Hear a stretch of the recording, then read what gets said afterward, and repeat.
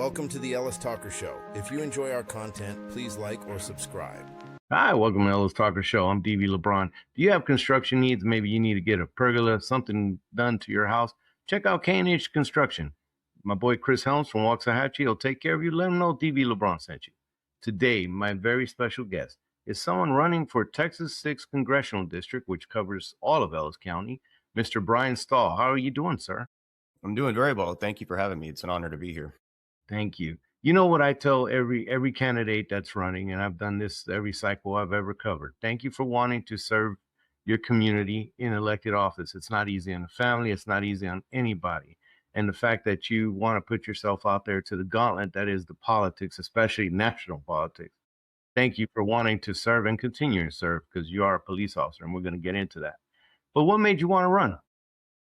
You know, honestly, I've had a lifelong desire to serve, and me being a police officer for 21 years, I've got to serve the community in that world and that realm, and I saw the impact that it had. And I actually got involved in politics about a year and a half ago, becoming a city council member, and I'm currently the mayor right now. So once I dove into that world of service, I realized how much I fell in love with it, and it's service on a totally different level. You really have to be connected with people, and obviously you get to enjoy the benefits of building a community in a different way. And everybody that you run into really enjoys what you're doing and appreciates what you're doing. And I really fell in love with it. And I started to look around to see what we currently had as representation. And I just felt like we deserved more, and we deserve better, honestly, than what we were currently getting. Well, I mean, that's definitely why people run. They want to see a change. And I mean, but this is a big office. This is a U.S. Congress compared to, usually when you see a mayor, councilman, they try maybe county judge and some other things, and you're taking a big swing, Mr. Stahl. I am. It's go big or go home, right? It's one of those things where I really truly believe that I understand what it means to serve the community, and one of my biggest things is constituent services. And being available for the community. You have to be with the community and amongst the community, and you have to be able to go out there and answer the tough questions, and you have to do it in person. You can't just do live town halls every month or two, and you have to be able to really have your finger on the pulse of what's going on and what's needed. And you have to be able to serve all constituents and not just a small select few.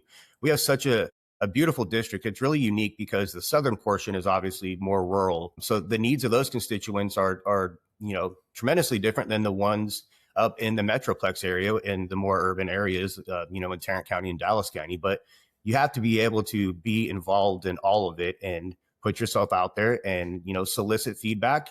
And you want to know what the people expect from you in Washington. You don't just get elected and then, kind of do what you want to do. Yeah, this district is very weird, like all these congressional districts. It goes out into the middle, like Glen Rose, and then, out to Ellis County, and then in the middle of like some Fort Worth and Arlington. Yep. And there's just all kinds of things going on in that district. But tell me more about you, my friend. Yeah, so been married for almost 18 years now. We have 3 kids. My oldest is technically a sophomore now at the University of Alabama. He graduated a year early. He's studying political science. He actually just got hired on at a campaign out there, a U.S. Senate campaign. So he's very excited about that. My other son is, he's big into sports and big into outdoors and hunting and fishing. And then we have a little 7-year-old daughter, and she is everything that we always wanted in a daughter. She's amazing, and she's playing basketball now and does cheerleading and does all the fun things that she enjoys to do. There is always a complaint about the intrusiveness of government and how much government has expanded in my lifetime, certainly yours. So I want to know in principle, because principles are important. They'll govern how you do things. In principle, what is the proper role of government in the lives of the people, especially the federal government? I think we need to have a significantly less role. It needs to be a limited government. I believe we need to return a lot of the powers back to the people and back to the states. Especially when it comes to healthcare and when it comes to education. A couple of things that I'm hearing when I'm talking to people is, they're really tired of feeling like, the government is constantly overreaching and they're not being, fiscally responsible with taxpayer dollars. They're forcing implementation of different studies in schools.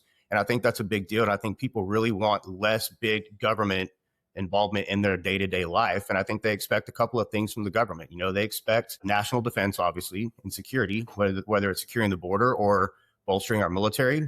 And, they also expect to, the government to take care of the country in general, but be responsible about it and not be so, authoritative and dictator like with certain policies that have been put in place, especially during the last administration. What values drive you? Man. So faith, obviously, faith, family, and freedom. I do everything because of the glory of God. I put all my glory, I give all the glory to God. And, He's really guided me through my life and been there in the really tough times, and I've prayed about this a lot. My wife and I have. And, if it's in God's will, it's going to happen, and then family, obviously. I want to build something better for future generations. And that includes my kids, and all kids and the number of generations that are coming after us is who knows, but we need to start making it better for them, and then freedoms. You got to protect your freedoms. You have to be able to fight for, the God-given freedoms that we have. You have to protect the Constitution. I'm a very, very strong pro Second Amendment guy. I'm anti-red flag laws. And so it's really those things, faith, family, and freedom. That's what drives me. It's you had mentioned, the debt earlier, and it's upwards of 30 some odd $1 trillion. I should know the number, and unfortunately it escapes me because it just keeps going up so fast.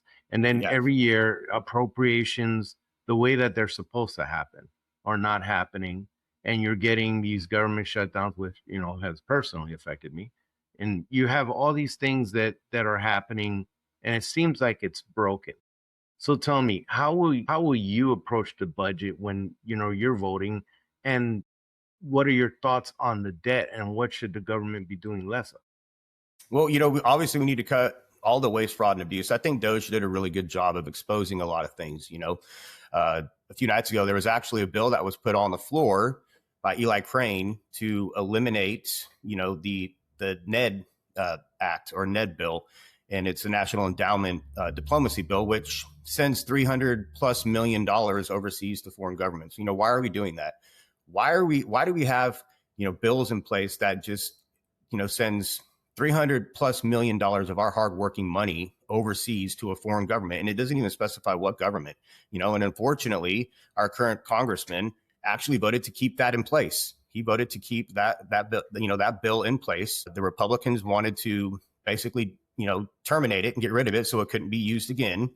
And he decided to vote with the Democrats and keep that bill on the books and keep it in place so we can continue to send hardworking money overseas. There's several things like that. When you have bills that are cloaked in language or verbiage that is appealing to the mass population of the people, and when you actually dive into these bills and you realize that there's a very small percentage that goes towards actually supporting what they are claiming the bill is going to support, and a lot of it there's a lot of pork in these bills. There's a lot of additives, and a lot of money in the tunes of billions and billions of dollars are going overseas to fund foreign governments, foreign wars, and foreign experimental projects. And all that stuff needs to stop. We need to stop doing that.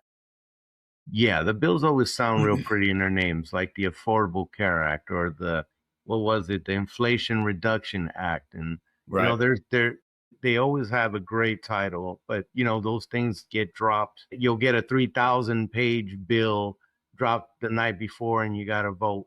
And a lot of things that happen when it comes to those things you're talking about is they'll drop it in the middle of the night, and, you got to go with your party. Is that a situation where you would say no? Yeah, I'm telling you right now, and I've told everybody this, I'm not an automatic yes on every spending bill. I'm absolutely not an automatic yes. And I gave this example on another show that I did. If there's a spending bill and, for easy numbers, it's $10 billion, and you start digging into it and you realize, well, Texas and more specifically District 6 is only going to, benefit from $30 million of that. And the rest of it, the vast majority of it's either going to go overseas or it's going to go to fund, experimental projects for different organizations or NGOs or governments. And my vote is no.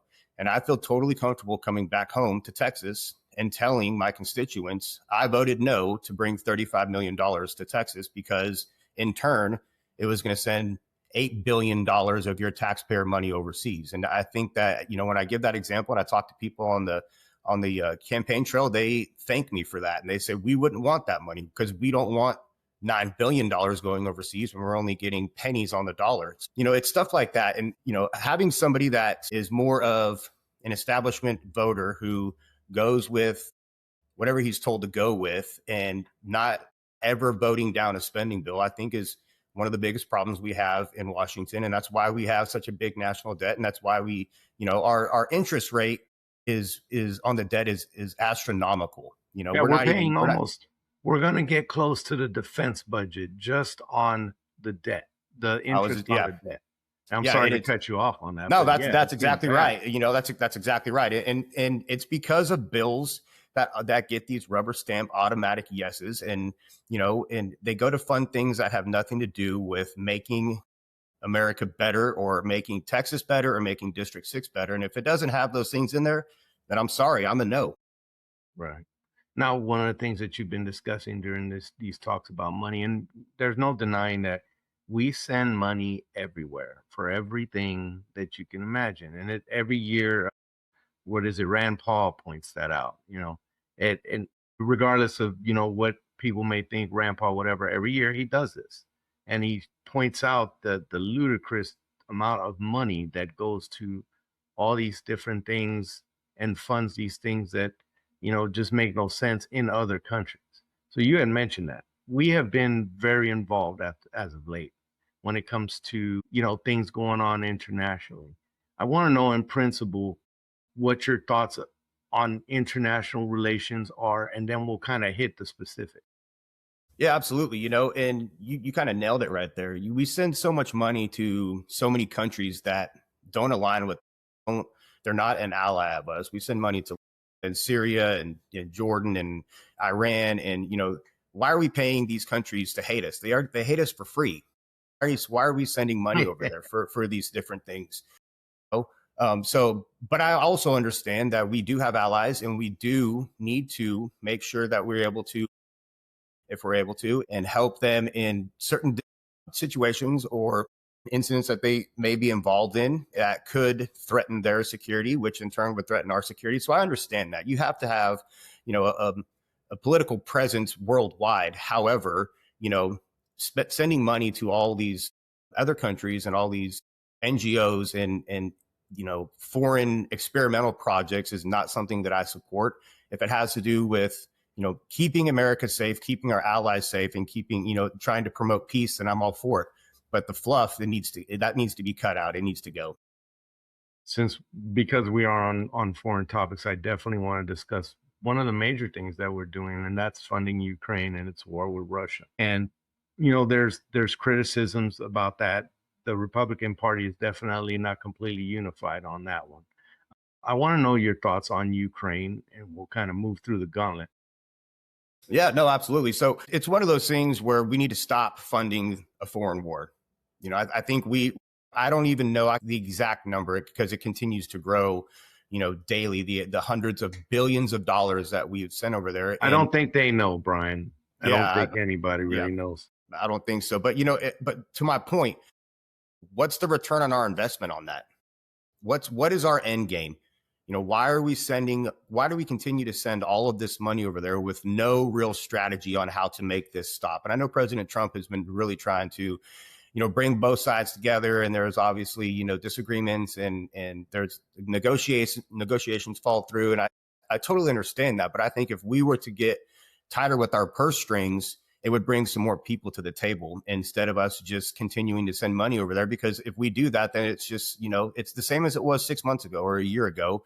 And they can talk about, wanting to end the war and peace talks, negotiations. But if nothing changes for them, then why would they change anything themselves? So I think we need to, pull back a little bit and cut a lot of the support that we're sending over there monetarily, and especially no boots on the ground for sure, but monetarily, and we'll see if that changes some people's minds. Historically, we've been a big ally of Israel, but how we do that has been criticized within the Republican Party, and how much we do that. So I want your thoughts on Israel. I mean, we just finished helping them with, and those rockets and stuff that we supplied, that stuff is not cheap. bringing ships over there, that I understand. That's not cheap. There was criticisms about how they executed the war. There's all kinds of things when it comes to Israel, even within our party, not just, what Democrats do. But I want you to talk to me about your thoughts on Israel and how our alliance with. Well, obviously they are an ally of us, and they're somebody that we have a vested interest in, protecting, because they have been a very strong ally to us with wars that we have been in, and with foreign policy and stuff. So I believe that we need to continue to support them, but we also need to understand, what goes on over there in Israel and the war that they're fighting. A lot of people they can't grasp it because of, I'll be honest with you, the media, and the media pushes an agenda, whether it doesn't matter what media you're watching, they push an agenda for one side or the other. And you see a lot of anti-Israel protests, you see a lot of pro-Israel protests. But at the end of the day, we need to continue to make sure that they are safe, because they are one of our allies. Now, does that mean using the full force of our military? I don't think so. Does that mean, assisting them with, missiles or the Iron Dome or anything like that? Then probably so. Yes, I think we need to continue to make sure that they are a strong ally to us. But the extent at which we do that, I think we're doing a fairly decent job. Do I think we need to do significantly more? I don't. Do I think we need to spend significantly more money? I don't. I think we need to just continue to make sure that they are, able to protect themselves and they can figure out the issues that they're having. And we don't need to be the world's big brother or the world's police. We don't. But we need to assist people in countries when we can and when they align with us. And I think that we're doing a pretty good job of that. 10 years in the Navy, and getting deployed, obviously went to Iraq and went through that and everything that comes with that. And a lot of brothers and sisters in arms that went through that. So in Congress, you will be the one authorizing force if there is war. I want to know, what are your thoughts on Americans going to all these different countries, and where do you stand on? So I'll tell you this right now. It would have to be something of, great significance for me to even consider, voting yes on putting boots on the ground. I think with the technology we have now and the way that we're able to, precision strike certain targets and really affect countries and economies overseas is something that we need to continue to do. A full-fledged war, it would take something of, huge significance for me to even consider that. An attack on America, an attack on American soil, a mass attack on a military base that we have overseas. Now you're talking about something a little bit different, but, trying to send troops into Venezuela or trying to send troops into Iran right now, I'm not for that. I'm absolutely against that. I think that we can be able to handle it without, the full fledged of a war declaration in the full force of the military. For September 11th, and that goes into what you mentioned with Venezuela and Iran. After September 11th, they passed the AUMF. And with that AUMF, they've justified doing a lot of different things, some that I've been part of. And it just continues and continues and continues. So I want to know your thoughts on AUMF, and if the authorizing military force, folks. With that act, there's been a lot of things that have been justified under that act. And it's kind of, the way that it works is usually Congress authorize after an initial action, etc. When it comes to war, Congress has to be the one to authorize that. And, there's been a lot of things done with AUMF. And one of them is when you designate Venezuela as a state sponsor of terrorism, or terrorist or network organization, then you could go in and do that. And Iran, same thing. Or even, now there's talks about other places, and, it's one of those things that's been stretched a little bit. So I want to know what your thoughts on that. Yeah, absolutely. I agree with you. I think sometimes it's been stretched, but obviously the president does have the power to protect the country, and he does have the authorization to, strike those boats that are known to be carrying terrorists and large amounts of cocaine or fentanyl to our coast. He absolutely has a right to do that. he also had the right to go serve a warrant in Venezuela. That's what it was. It was an arrest warrant is what they did. They went and served an arrest warrant in a foreign country. Now, Yes. Did they use the military? Absolutely they did. Is that a declaration of war, or is that teetering on the line? I don't think so. I think depending on how things shake out with Iran, I think if we continue with precision strikes against Iran like we did to their nuclear sites, and we don't put boots on the ground to assist there, then I think that falls within that. I think that's totally fine and justifiable. However, it does get stretched a little bit, especially when you start maneuvering warships and you start planning on putting, our troops in positions to where they could, if they had to, go into these countries. I think that's getting to the point where you need to start talking to Congress about a couple of things, and you need to get authorization. You can't just, go ahead and do that on your own and then see how it shakes out. I don't think that that's right. And obviously, I'm not saying that's what's happening, but if something of that nature were to happen, I think it's something that would be overstepping that boundary. And in general, do you think that, and this, applies to every president from here to kingdom come, do you think that the executive branch has too much power? Do you think that Congress has ceded some of their power to different things? I think originally it wasn't intended for that, but to answer your question bluntly, yes.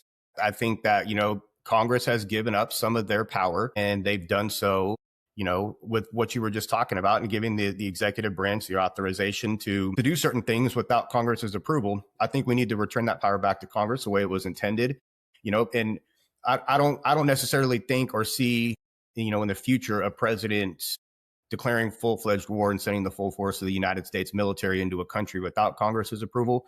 However, like I said before, there's certain things that a lot of people start to look at and pay attention to, and they are talking about it being like, that's getting close. Like, airstrikes is one thing, but a lot of people felt like the president overstepped his bounds by sending military troops and law enforcement officials into Venezuela to serve an arrest warrant. I don't agree with them. But if we were to send, the full force of the military into Iran right now to help what's going on there, then that is something that Congress would absolutely have to approve. And I don't think the president would do that without Congress's approval. Let's get to things closer to home, but still kind of international. Obviously, we've had an influx of over 13 million people just walk over the border in the last administration. You have fentanyl that's still very much an issue and killing thousands of people in the U.S., hundreds of thousands of people in the U.S.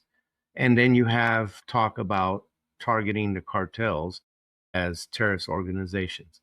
Is that something you support? And what are your thoughts on illegal immigration and this fentanyl crisis? Well, so first and foremost, I absolutely support labeling, narcotics organizations or cartels as terrorists. I did 4.5 years deep undercover narcotics earlier on in my career, several years ago. So I was able to experience that world a little bit different than other people have been able to see.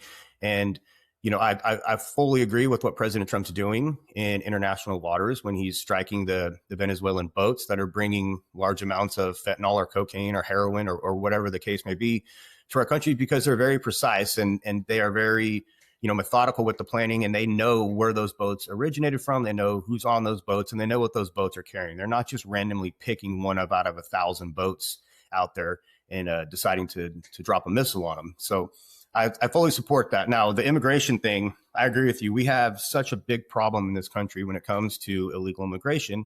And a lot of it is because of the past administration and their, weak stance on it. I think so securing the southern border and northern border, all of our borders, is something that we need to take very serious, and we need to continue to pursue. And having a secure border means having a more secure nation, and going after violent illegal criminals that are known murderers, known rapists, known child predators, known drug dealers, and known human traffickers is first and foremost what we need to do. We need to go after the people that we can, and I think that they are right now. I really think that they are focusing on those kind of people, and unfortunately, there's other people that get wrapped up. Now, how do we fix it? So I think we need to streamline the ability for illegal immigrants who are here being productive members of society and who have been here for years, being productive members of society, who have gotten zero trouble, haven't had any issues with the law after coming here. I get it. They came here illegally, so they did break the law. But once they're here, they are really trying to make a better life for themselves and their family. And they just want to be productive. They want to be, intertwined into our communities, and they believe in our values and they support our values.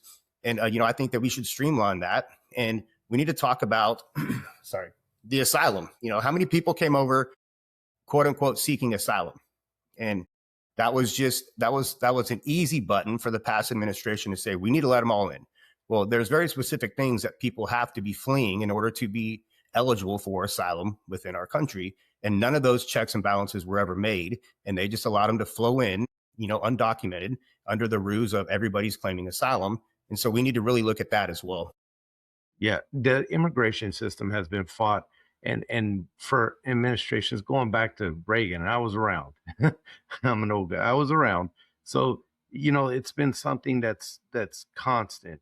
And it's every election cycle, somebody is saying something about immigration and nobody seems to fix it. Is that something that you will pursue, actually addressing our entire immigration system and seeing how we could do better? Yeah, absolutely. Again, I think, we really need to look at the process in which people who are coming over here trying to establish citizenship. It's a very long, very expensive process for people, and again, if you have people that have been involved in this community or in this country and they are productive members of this country, they pay taxes, they haven't, had any run-ins with law enforcement. Their kids go to school here. Their kids are involved in sports, and some of their kids are even in college now. There has to be a way for us to figure out how we can streamline that process for them and basically unclog the system. The biggest problem is the system is so overwhelmed right now, and it's because we have these things in place where it takes several years, if not a decade, to get citizenship. And why is it taking so long if we know that these people are actually doing what they said they were going to do? They actually support the United States. They pledge allegiance to the United States. They want to be here. Why are we clogging up the system with people like that? And I think it would free up a lot if we were able to streamline that and look at, how we can make them become U.S. citizens faster. Therefore, we wouldn't have this big backlog that we're dealing with right now. Asked another candidate who's running for Texas 6 this question. I think it's pertinent. Is immigration a privilege or a right? So it's absolutely a privilege to come here. It's not a right to come here. I think it's a privilege to come to the United States. And again, the people who are really coming to the United States, who really want to make themselves or give themselves a better chance at a better life and really pursue the American dream, I think they agree with you. It's a definite privilege for them to be here. And they understand that, and the ones I'm talking about really, they do believe it's a privilege and they don't want to lose that privilege. They don't feel like it's their God-given right to be here. They came here because they wanted something better. They want to do it the right way. They want to take advantage of the privilege that they have been given. And I think that we should help them do that. Definitely. Now, I wanted to kind of move into the finances kind of thing because, and I know we talked about National Day, we talked that. That's not what I'm talking about. I'm talking about everyday Americans and their different costs that are getting them. And one of them is insurance. And that's been a big discussion about whether you do subsidies, don't do subsidies, give the people the money directly instead of the insurance company. ACA was supposed to make things cheaper. $500, according to, President Barack Obama. It's not quite working out that way. It is a major issue affecting this country. So how will you go about trying to address that issue? So I think the biggest thing is the subsidies. Again, if we feel the need that we have to subsidize something, there's an obvious problem somewhere, somehow there's a breakdown, right? I think we need to return a lot of the powers when it comes to insurance back to the states and back to the people. I think we need to make it more competitive. I think we need to be able to shop, insurance policies across state lines. I think that the government shouldn't dictate who or what gets what in relation to the insurance provider that they have. And I think that we need to be significantly more transparent with the cost of insurance.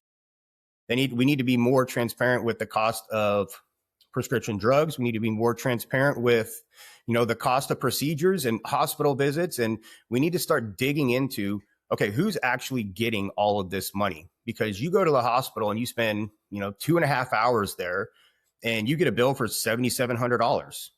And you kind of look back like, well, why did it cost me $7,700 to go to the hospital for 2 hours? And there's no real answer because there's no transparency. There's no checks and balances. There's significant kickbacks within the medical field, whether it is with doctors or insurance companies, or big pharma is a big one, obviously. But if you open the books and then you make it more competitive and you allow people to choose what's best for them and their family, and I think that, a lot of that would be cut out, and we'd be able to help a significant larger amount of people find health insurance that is what they need for their family, and it's not what's forced upon them. What is your views on energy policy? What would you support if you're elected? So I'll tell you this right now. I think that, just speaking in Texas, I'll start in Texas, our energy grid needs to be completely revamped. I know that you probably remember the storms of 2020 and 2022, the big ice storms. And, how many people in my district, District 6, went without electricity for a month or 6 weeks because the grid wasn't able to sustain what was going on, So we need to fix the grid, and we need to start looking at nuclear. I really, truly believe that nuclear is the way to go. And especially when you have these AI data centers that are starting to come in, if we allow these to happen and we allow them to tie into the Texas energy grid, it is going to destroy us. It's going to cripple us. We're one ice storm away from it going down as it is. We don't need to have all the extra stress on the grid. Now, I will say, out in Haskell, Texas, I know I have a buddy out there, and they're building a large Google data center out there. And when I say large, it's, a couple thousand acres. Yes. And before they're doing it, before they're even breaking ground on the data center, the first thing they're doing is breaking ground on a nuclear plant. The nuclear plant. They're doing one of the small nuclear plants. Yep. They're doing it, and they're going to tie in the data center to that. So the data center is not going to be taxing the Texas energy grid, which I think is a great idea. AI is the future. All these computer companies and artificial intelligence, that Pandora's box has already been opened. That's not going anywhere. It's definitely going to be the future. Now, how do we sustain it? We're not able to with what we currently have. But if we do things like what they're doing out in West Texas, I think it's significantly easier. I think the wind turbines, the clean energy thing, I am completely against that. I know one of the engineers who helps design those and build those, and the amount of, fossil fuels that go into putting one of those up or making one of those does not get offset by the amount of energy that windmill brings. And one windmill doesn't even provide enough energy to power one house for a year in Texas. That's why you see thousands of them, and then not only that, but, what is it doing to the environment? What's it doing? Now you're hearing about birds that are getting killed and how it's affecting, different plant life and different species around where all these big windmill farms are being put up. And so it's not just that easy. Like, let's put windmills up and we'll be fine. Solar is something else that we need to look at. Obviously, I talked to somebody out in Nevada not too long ago. They have large solar farms out there. So I kind of picked his brain. And the first thing he said to me, which was very interesting, he said, "We don't have the weather you have in Texas." So I asked him what he meant. And he said, well, out here where we are, there's not chunks of ice the size of baseballs that fall from the sky several times a year. And if we did, it would destroy all of these solar panels and they would be useless. So solar farms are something that, we need to look at for storing energy and getting energy. However, we need to seriously consider the natural environment and that we live in and some of the things that we have to deal with on a yearly basis when it comes to weather, and how could that affect that, or could it end up costing us significant amount of money to fix it or to maintain it? Yeah, no, even with those data centers, one of the things that I forgot to mention is that they hide their consumption of water or electricity as a trade secret. They list it under trade secrets. So most of the time you can't pull up what they're taking. I don't even know how that's legal, but they file it under their trade secrets. So those are things that, have or can be addressed by Congress. I won't take a position, but they can. And I mean, there's things like that, you know, and one of the biggest sentiments, and Congress is about as popular as a root canal. It really is. And you know that. You've heard it. And you've been talking to constituents, I'm sure. And they tell you, they're not doing that. There's always an opinion on Congress. One of the big opinions too, they say, is that things are bought and paid for. And you get congressmen that come in and they're 100,000aires and they leave multi-millionaires. And some of the things that have been discussed is their ability to trade stocks when they can influence policy. If you are elected into Congress, what is your stance on that? What will you do? So, I didn't get into serving the public to become rich. I know exactly 0 multimillionaire police officers, and I've been doing it for 21 years. So money is not what's, bro. Yeah, money is not what's driving me. All the money that we have raised for my campaign has all been small dollar donations. I don't have, large entities or corporations. I'm not indebted to anybody or any organization or any service or any group or I'm not indebted to anybody, and I'm very proud of that. It's something that I've worked really hard for and connected with a lot of people and have been on the phone, 15 to 20 hours a week trying to connect with people and just talk with them and convince them that, I'm the best choice for District 6 right now. And we've had a lot of support and a lot of belief. But when it comes to the insider trading, Congress has the ability to be privy to classified information, and whether it comes for, contracts or it comes for businesses themselves. So I am totally against Congress's ability to, trade these stocks, and especially at the rate that they're doing it, when they have information or they have access to information that the general public does not have. I think that is, kind of the, do as I say, not as I do, or what's best for me is not best for thee. And I am completely against that. And that is, absolutely not how I think we need to be serving our constituents in our state and our country. So I am definitely against that for sure. And I think we need to do something about that. And we need to make sure that they're no longer able to have the ability to trade while they're in Congress. Brian, I could have you on here forever, but unfortunately I'm kind of running out of time. I do want to kind of hit you on a little bit of a lightning round. Okay. If you're elected Congress, veterans issues, where will you stand? So obviously we need to take care of our veterans. They are the backbone of this country. If it wasn't for them, then I wouldn't be sitting here right now, and neither would you. And you know that. You served, and thank you very much for your service. Appreciate it. I think we need to, look at mental health. I was actually a national founding board member for SBS, which is Survivors of Blue Suicide. I'm very proud of that. And it's something that is, very near and dear to my heart. And I know Kill 22 is something that is, we deal with every single day, and it's extremely unfortunate and sad, and it doesn't have to be that way. So I think that, instead of allocating billions of dollars to make illegal immigrants more comfortable in this country, why don't we start allocating money to supporting the veterans, whether it's housing, mental health, and making sure that they have the care that they need. And that's something that is, extremely important to me. And I think that we've been, kind of forgetting them here in the recent past because of some of the situations that the last administration put us in with having to deal with the 13 million plus people that are in this country illegally. Do you support community care? I do support community care. Absolutely. Yeah, it's something that really, like, for instance, I'm getting dental work done somewhere else. The wait for the VA for dental work was about a year. So they were able to get me into a local dentist. And that's something that was kind of curtailed in the last administration. The other lightning round question is education. Some people feel that the government's too involved. Some people feel that maybe the government could do more for special education kids. If you're elected to Congress, what are your thoughts on that? So first and foremost, I think that the Department of Education either needs to be completely revamped or just, done away with. And I think we need to return the power back to the states and back to the people and allow the parents to make the decision for what's best for their children.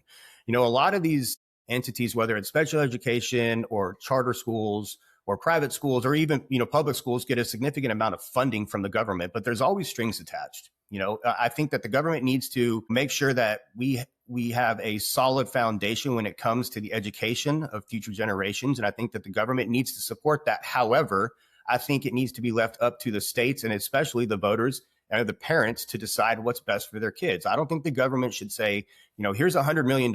However, you have to teach, this curriculum, or you have to hit A, B, C, D. Well, those are strings attached. And what school district or what private school or charter school has the ability to say, nah, keep your money? I mean, of course they want the money. And so, it's kind of a, here's money, but you're going to do this for me. And a lot of parents are starting to realize that. And that's why I see a lot of parents, especially where I'm at in the southern part of the district, they're pulling their kids from school and they're homeschooling now. Homeschooling is going through the roof. Through the roof. And they're also relying on their churches. And I think that's great. That you got to think back, 2 or 3 generations ago, we didn't have the schooling that we have. It was up to the community. It was up to the parents. It was up to the churches, and they had a small, farmhouse or a schoolhouse for kids. And they would teach them things that were pertinent to survival and pertinent to, building an education that was going to suit them as they grow up. And we're so far removed from that. And I think a lot of parents are really starting to understand that. And they say, I can do it better at home because I don't want them to be taught this or that, or be exposed to sexually explicit material in kindergarten. I don't want that for my child. I want to teach them, the core values and prepare them to be productive members of society more so than what I think schools are currently doing. Yeah, total issue. And as a father of special needs, there are very great educators that are doing great things in the state of Texas for special needs kids. Not knocking it. But when you have a system that's meant for it, the student has to fit in a certain box because it's a big system and it's serving so many kids. When you have that situation, there's going to be a lot of kids, especially now, that are let out, especially special needs kids. And so, what the government does with that is very important, especially when these special needs parents that are struggling with autism and ADHD and all the other things, and their kid doesn't quite fit in that system that's there. And it's either take it or leave it. And that is a very detrimental thing for a kid. Sorry, that's a little bit of a soapbox, but I appreciate that. When it comes to veterans issues of the blue, and special needs, I'm very clear how I stand on it. So, I really do appreciate you coming on my show. I always give the candidate the last word. So I want you to go ahead and talk to the people of Texas 6 and, just talk to them straight up. Yeah, no, first of all, thank you very much for having me on here. It's an honor and a pleasure, obviously, thank you, brother. To get the information out there. And I really appreciate the format of the show. Lastly, I want to say this, I do really believe in constituent services, and we have so many constituents right now that feel so disconnected from the current representation that we're getting right now. And, when you have to call an office 15 or 20 times and never get a call back, that's a big issue. And people are really starting to take notice of that. And it's really starting to upset a lot of people because they feel forgotten. They feel like their voice doesn't matter. And that's not how I was raised to serve people. I was raised to serve people by going out there and being amongst the community and answering the call when they call. And, and the last thing I'll say is you repeat what you don't repair. You repeat what you don't repair. There's a lot of people that don't want the same old repetitive way of lack of representation that we're currently getting. And they're ready to repair that. And I've asked that you repair it by voting for me, Brian Stahl, on March 3rd. And I will represent you in District 6 in Washington, D.C., and I'll make sure that your voice is heard. Thank you so much for coming on the show again. Can you stick around real quick after the show? Yeah, absolutely. Thank you, bro. Thank you.